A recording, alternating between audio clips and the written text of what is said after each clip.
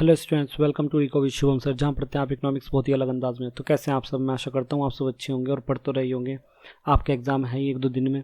सभी जितने भी सेकंड सेम और फोर्थ सेम के बच्चे हैं उनमें से कोई भी एक मुझे मैसेज करके ग्रुप में बता देना कि किस दिन उनका एग्ज़ाम है, ठीक है।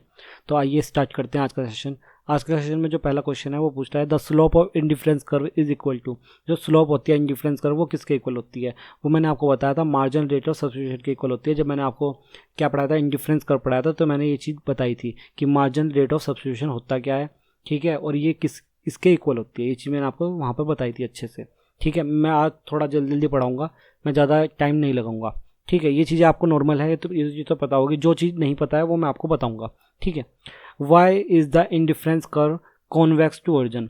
तो ये पूछ रहा है कि इंडिफरेंस कर्व जो होता है वो कॉन्वेक्स क्यों होता है ओरिजिन का, मतलब कि मूल बिंदु की ओर झुका हुआ क्यों होता है। तो किस कारणवश होता है ये? इसी वजह से होता है। किसकी वजह से? मार्जिनल रेट ऑफ सब्स्टिट्यूशन की वजह से। तो इसमें एक आंसर हो जाएगा कौन सा वाला, ये रहा, due to continuous decline of marginal rate of substitution. जो हमारा मार्जिनल रेट ऑफ सब्स्टिट्यूशन है वो क्या होता है, धीरे धीरे गिरता रहता है। इस वजह से इस तरह का बनता है। किस तरह का? इस तरह का। जो हमारा मार्जिनल रेट ऑफ सब्स्टिट्यूशन है वो धीरे धीरे गिरता रहता है। और इंडिफरेंस कर्व हमारा ये होता है जो कि डाउनवर्ड्स, कैसा होता है, डाउनवर्ड्स होता है। समझ गए? अगला क्वेश्चन देखते हैं। अगला क्वेश्चन क्या कह रहा है, which of the following is not a property of indifference curve. क्या पूछ रहा है कि इंडिफरेंस कर्व की प्रॉपर्टी इनमें से कौन सी नहीं है, नहीं पूछ रहा है। हाँ जी। तो higher the indifference curve higher than the level of satisfaction. मतलब क्या पूछ रहा है ये क्या कह रहा है, जो आपका सबसे इधर वाला कर्व है, मतलब हायर वाला, मतलब जैसे मैंने आपके 3 कर्व बना दिए, कि मैंने 3 कर्व बना दिए। ये कह रहा है कि जो सबसे हायर है वो हायर सेटिस्फेक्शन देगा। बिल्कुल सही बात। जो ये वाला है लास्ट वाला थर्ड, ये हमें हायर सेटिस्फेक्शन देगा। तो पहला तो सही है। दूसरा देखते हैं, indifference curve is downward sloping. बिल्कुल सही, डाउनवर्ड स्लोपिंग है, नीचे झुका हुआ, मतलब कि ऋणात्मक है इसका स्लोपिंग। उसके बाद क्या कह रहा है, indifference curve is concave. Concave नहीं होता, अभी मैंने बताया आपको, ये कॉनकेव नहीं होता है, कॉन्वेक्स होता है। तो इसका आंसर सी हो जाएगा। क्या हो जाएगा? सी। ये कॉन्वेक्स होता है। कॉन्वेक्स अभी बताया था मैंने, मूल बिंदु की ओर झुका हुआ होता है, ये बताया था। कहाँ गया? ये रहा, कि ये पूछ रहा था कि कहाँ गया, ये रहा कॉन्वेक्स। ये पूछा था कि कॉन्वेक्स है, तो कॉन्वेक्स होता है, ना कि कॉनकेव होता है, ठीक है। मूल बिंदु की ओर झुका हुआ होता है इस टाइप से, जैसे मैंने ये बनाकर दिखाया आपको। अगला क्वेश्चन देखते हैं क्या कह रहा है। अगला क्वेश्चन कह रहा है कि Hicks and Allen believe the utility. Hicks और एलन ने कौन सी यूटिलिटी दी थी? मैंने आपको 2 टाइप की यूटिलिटी पढ़ाई है, एक कार्डिनल और एक ऑर्डिनल। तो हिक्स और एनल, देखो इन्होंने कौन सी यूटिलिटी दी, आपको याद होगा कि हिक्स ने ऑर्डिनल दी थी। कौन सी दी थी? ऑर्डिनल। तो ऑर्डिनल कौन सी हो जाएगी इसमें? बी। ऑर्डिनल हो जाएगी बी। अब हिक्स और एनल ने तो ऑर्डिनल दी थी, और कार्डिनल किसने दी थी? आप सबको पता है कार्डिनल किसने दी थी, उसने दी थी, क्या कहते हैं उसे, मार्शल ने, ठीक है। प्रोफेसर मार्शल ने कार्डिनल दी थी और ऑर्डिनल दी थी हमारी हिक्स ने, प्रोफेसर हिक्स ने, ठीक है। तो ये आपको क्वेश्चन पता ही है, सिंपल क्वेश्चन था। अगला क्वेश्चन देखते हैं, as we move down the indifference curve left to right. अब देखो क्या हो रहा है, जैसे कि मैंने इंडिफरेंस कर्व बना लिया, ये पूछ रहा है the slope of indifference curve tends to. तो देखिए क्या कह रहा है कि अगर मैं लेफ्ट से राइट, मतलब कि लेफ्ट से राइट जा रहा हूँ, लेफ्ट से राइट जा रहा हूँ, तो हमारा जो इंडिफरेंस कर्व है वो क्या हो रहा है, पूछ रहा है, मतलब कि क्या हो रहा है, कैसा जा रहा है, गिरता हुआ जा रहा है। तो इसमें क्या कहेंगे, गिरावट कहेंगे, मतलब कि डिक्लाइन कहेंगे। आंसर क्या हो जाएगा, गिरता हुआ जा रहा है, ठीक है। आपको इंडिफरेंस कर्व के जो बेसिक्स हैं वो पता होने चाहिए, आप इसको आराम से कर दोगे। अगला क्वेश्चन देखते हैं, in indifference map higher indifference curve indicates. क्या पूछ रहा है कि इंडिफरेंस कर्व में, ये इंडिफरेंस कर्व वो इंडिफरेंस मैप होता था, इसमें हम 3 इंडिफरेंस कर्व ऐसे दिखा देते थे। ये हमारा इंडिफरेंस मैप था और इसे नाम दे देते थे इंडिफरेंस कर्व 1, ठीक है, इसे 2 और इसे 3, ये 3 हम नाम इस तरीके से दे देते थे। तो हमने जो 3 दिए हैं, इसमें पूछ रहा है कि हायर कौन सा होगा, लास्ट वाला, जो सबसे लास्ट में होगा ये हायर होगा। तो इसको क्या कह देंगे, हायर लेवल ऑफ सेटिस्फेक्शन। जो हमारा हायर होगा वो हमें हायर लेवल ऑफ सेटिस्फेक्शन ही देगा, ठीक है। जो हायर है वो हायर लेवल सेटिस्फेक्शन। ऐसा क्यों होता है, क्योंकि अगर इस तरीके से हम लाइंस ड्रॉ करें किसी पॉइंट पर, तो हमको इस वाले से ये क्या दे रहा होगा, ये ज़्यादा वस्तु दे रहा होगा। मतलब कि हमने इतनी वस्तु तो इस वाले के लिए ली थी, इतनी वस्तु हमारा जो पहला वाला इंडिफरेंस कर्व था उसके लिए हमने इतनी वस्तु यूज़ करी, इसके लिए इतनी वस्तु करी। पर लेकिन अगर हम लास्ट वाले में जाते हैं तो हमारी वस्तु, इधर वाली वस्तु भी बढ़ गई और हमारी इधर वाली गुड्स भी बढ़ गई, तो इसलिए हमें हायर लेवल ऑफ सेटिस्फेक्शन देगा। अगला क्वेश्चन देखते हैं, two indifference curve cannot cut each other, बिल्कुल सही है जी। मैंने आपको इंडिफरेंस कर्व की जो पढ़ाई थी, क्या कहते हैं उसमें, प्रॉपर्टीज़, तो प्रॉपर्टीज़ में ये था कि एक दूसरे को कभी नहीं काटते। कारण क्या बताया था, अगर क्लास में किसी बच्चे ने क्लास ली होगी तो उसे बहुत अच्छे से पता होगा कारण क्या था। क्या कारण था इसमें देख लेते हैं, कि करके देखते हैं। They represent this combination of two goods, ये तो सही है, इसमें तो कोई दिक्कत नहीं है, ठीक है, होता है, पर लेकिन ये इसका रीज़न नहीं है, ये जो इसका करेक्ट रीज़न नहीं है कि एक दूसरे को क्यों नहीं काटते। देखते हैं, दे स्लोप डाउनवर्ड्स, डाउनवर्ड्स भी होता है, पर लेकिन इससे इसका कोई लेना देना है नहीं। अगला क्वेश्चन अगला को देखते हैं option. Each indifference curve represent the different level of satisfaction. क्या कह रहा है, डिफरेंट लेवल ऑफ सेटिस्फैक्शन। जैसे कि मैंने अगला ऐसे यहाँ पर दो इंडिफरेंस कर्व बना दिए, तो इनके जो सेटिस्फैक्शन लेवल होंगे वो डिफरेंट होंगे। और इंडिफरेंस कर्व क्या होता है कि हर पॉइंट पर, जैसे मैंने एक पॉइंट यहाँ बनाया, एक पॉइंट यहाँ बनाया, तो हर पॉइंट पर सेम लेवल ऑफ सेटिस्फैक्शन मिलेगा, ये इंडिफरेंस कर्व कहता है। अगर ये एक दूसरे को काट दें, क्या कर दें, एक दूसरे को ऐसे काट दें, तो इसका मतलब यह है एक ऐसा पॉइंट मिल गया जहां पर सेम सेटिस्फैक्शन होगा इस वाले में भी और इस वाले में भी, और ऐसा नहीं हो सकता। तो हमारा आंसर हो जाएगा सी, ठीक है। अगला क्वेश्चन देखते हैं। And indifference curve is related to, indifference curve किन किन चीज़ों से रिलेट करता है। अब देखो, इसमें आपका होगा चॉइस और प्रेफरेंस टू कंज्यूमर। तो क्या चीज़ आता है, देखो बच्चे जल्दबाजी में क्या लगा देंगे, प्राइस ऑफ गुड्स, ठीक है। ये प्राइस ऑफ गुड्स नहीं होता, ये कंज्यूमर इनकम नहीं होता है, टोटल यूटिलिटी एक्स और वाई की नहीं दिखाता। ये क्या दिखाता है, ये दिखाता है हमारी चॉइसेस, कि मुझे वाई कितनी लेनी है। अगर मैंने ये पॉइंट था तो मैं इसमें क्या दिखाऊंगा, मैं बताऊंगा कि मैंने वाई एक्सिस पर जो गुड्स लिया है उस गुड में मैंने इतना यूज़ किया है, और जो एक्स एक्सिस पर गुड लिया है उसमें मैंने इतना गुड यूज़ किया है। तो ये इस तरीके से दिखाता है। तो ये क्या दिखाता है, चॉइस एंड प्रेफरेंस दिखाता है कि मैंने कितनी चॉइस किया, मैंने एक्स गुड का कितना चॉइस किया, मैंने वाई गुड का कितना चॉइस किया, ठीक है। अगला क्वेश्चन देखते हैं।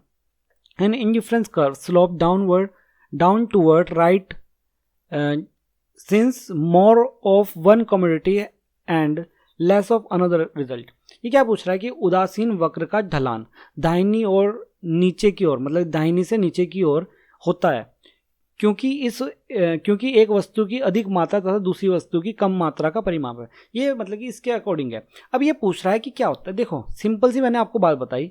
ये पूछ रहा है इसके होने पर क्या फ़र्क पड़ेगा।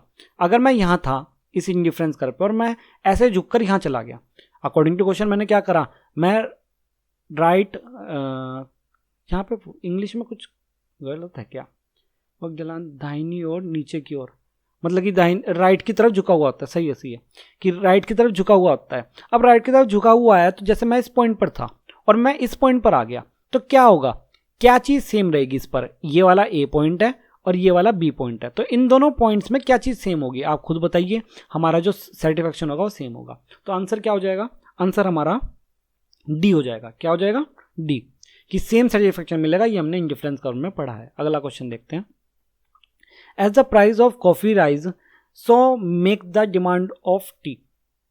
क्या करेगा, अगर कॉफ़ी का प्राइस बढ़ जाता है तो टी जो होगी चाय, उसका डिमांड भी क्या होगा। देखिए कॉफ़ी और टी एक दूसरे के क्या हैं, गिफन गुड्स हैं। कौन से गुड्स में आते हैं, गिफन गुड्स में आते हैं। तो ये एक दूसरे से क्या होंगे, अगर कॉफ़ी का प्राइस बढ़ जाएगा तो लोग बाग क्या चाय पीना शुरू कर देंगे, तो इसका प्राइस भी बढ़ जाए, वो डिमांड बढ़ जाएगी।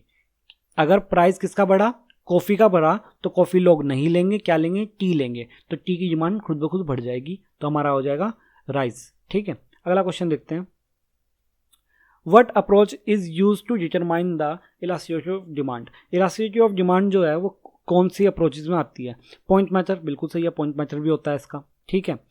परसेंटेज मेथड भी होता है, टोटल एक्सपेंडिचर मेथड भी होता है, तो इसमें डी आ जाएगा। ये तो सारे मेथड पढ़ाए आपको मैंने।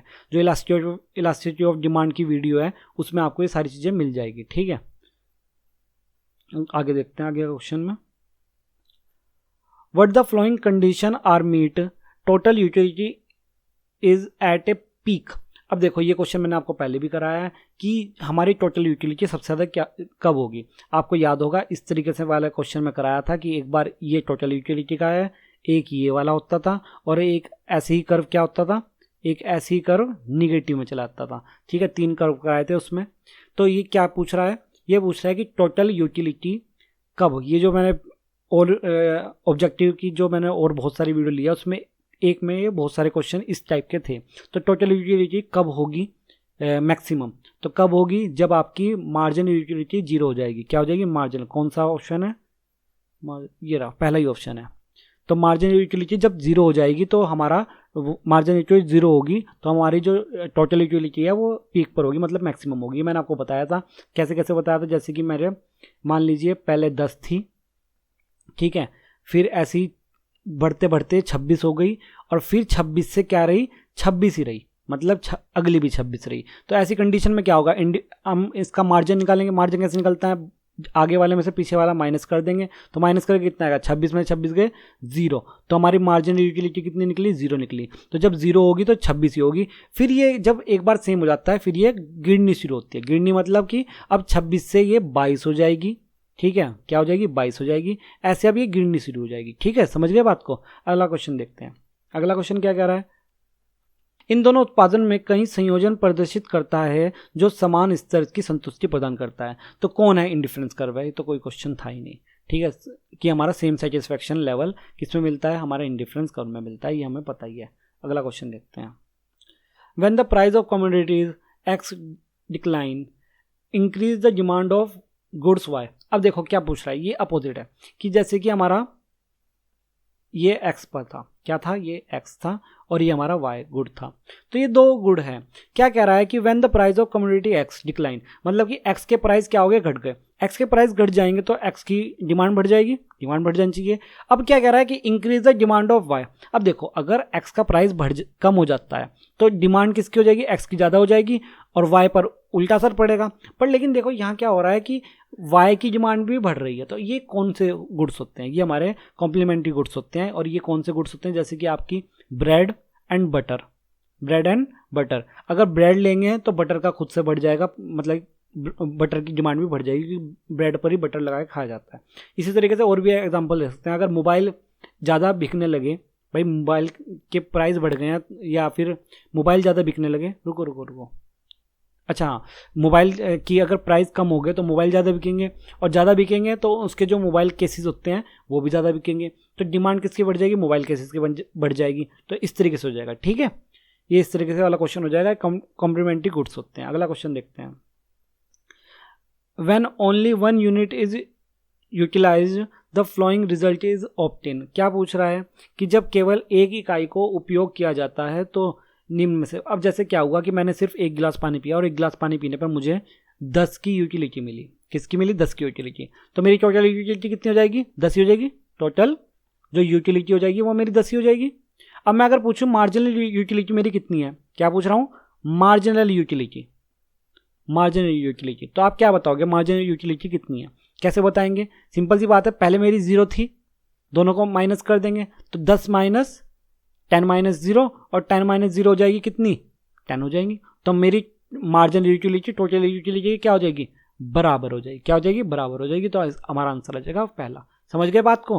कि जो हमारी पहली यूटिलिटी थी वो हमारी 0 थी, दूसरी यूटिलिटी सिर्फ ये कह रहा है 1, ओनली 1। तो दूसरी हमारी जो मतलब कि पहली जो हो गई वो कितनी हो जाएगी? 10 यूटिलिटी हो जाएगी। तो 10 में से माइनस 0 करेंगे तो 10 ही आ जाएगा। तो हमारी मार्जिनल यूटिलिटी भी 10 है और टोटल भी 10 है, तो वो कब होगी? बराबर हो जाएगी, ठीक है। तो इस तरीके से अगर हमने एक बार यूज़ किया है कुछ। अगला क्वेश्चन देखते हैं। The demand curve has the journal slope of. क्या पूछ रहा है? जो डिमांड कर्व है वो जर्नल नॉर्मली कैसा होता है? कैसा होता है? वो डाउनवर्ड्स होता है, लेफ्ट टू राइट। ये तो आपको पता ही है। और देखो एक और चीज़ थी, जो हमारा पहला क्वेश्चन था, ये वाला क्वेश्चन कहाँ गया? ये वाला क्वेश्चन। अब देखो इंडिफरेंस कर्व और आइसो प्रोडक्ट कर्व ये दोनों एक जैसे से हैं, अच्छे से पढ़ लेना। बट लेकिन एक डिफरेंस है, यहाँ पे मार्जिनल रेट ऑफ सब्स्टिट्यूशन होता है और वहाँ पे marginal rate of technical substitution होता है। याद रखना, ये दो चीज़ें पूछी जा सकती है। और इसका एक मैंने फॉर्मूला भी लिखवाया था, वो भी अच्छे से कर लेना क्योंकि वो फॉर्मूला भी पूछा जा सकता है। मैंने ऑब्जेक्टिव जब कॉलेज में पढ़ाया था तो फॉर्मूला लिख के भी मैंने बताया था कि इस तरह से फॉर्मूला भी पूछे जा सकते हैं। तो ठीक है, छोटे मोटे फॉर्मूले जैसे कि आपका इलास्टिसिटी ऑफ डिमांड में, जैसे इलास्टिसिटी ऑफ डिमांड है, तो इलास्टिसिटी ऑफ डिमांड जब पढ़ोगे आप तो आपको एक चीज़ मिलेगी, वहाँ पर बहुत सारे फॉर्मूले हैं, तो आपसे वहाँ से फॉर्मूला पूछा जाता है। टोटल पॉपुलेशन वाला, इस तरह के फॉर्मूले, ये फॉर्मूले अच्छे से पढ़ के जाना क्योंकि ये फॉर्मूले पूछे जा सकते हैं। ठीक है, सभी को ऑल द बेस्ट एग्जाम के लिए। अच्छे से सब एग्जाम करके आना, टेंशन लेने की जरूरत नहीं है, आराम से एग्जाम हो जाएगा। देखो एग्जाम बाहर से बन के आ रहा है, कोशिश यही की जाए आपकी तरफ से कि ज़्यादा से ज़्यादा पढ़ कर जाना, जिससे कि आप अच्छे से कर दो, क्योंकि कुछ पता नहीं एग्ज़ाम किस टाइप का है, ठीक है। और मेरे ख्याल से सेकंड सेम और आपका फोर्थ सेम के एग्ज़ाम अलग अलग होंगे, तो कोशिश ये करना जिसका पहले एग्ज़ाम हो उन बच्चों से जो जिनका बाद में हो, वो थोड़े से उनसे मतलब जो पेपर वगैरह होगा वो ले लेना और देख लेना कि क्या क्या चीज़ें पूछी जा रही है, उसी हिसाब से आपको एक बार आइडिया लग जाएगा। तो जिनका बाद में है उनके लिए बेनिफिट भी है, लेकिन एक और चीज़ है कि जिनका बाद में होता है उनका एग्ज़ाम थोड़ा सा टफ भी आ सकता है, क्योंकि वो उसी हिसाब से बनता है। तो ये भी बात ध्यान रखना। और तो कोई दिक्कत है नहीं, अच्छे से पढ़ते रहो और हमसे जुड़े रहो। अब मिलते हैं हम नेक्स्ट वीडियो में। धन्यवाद।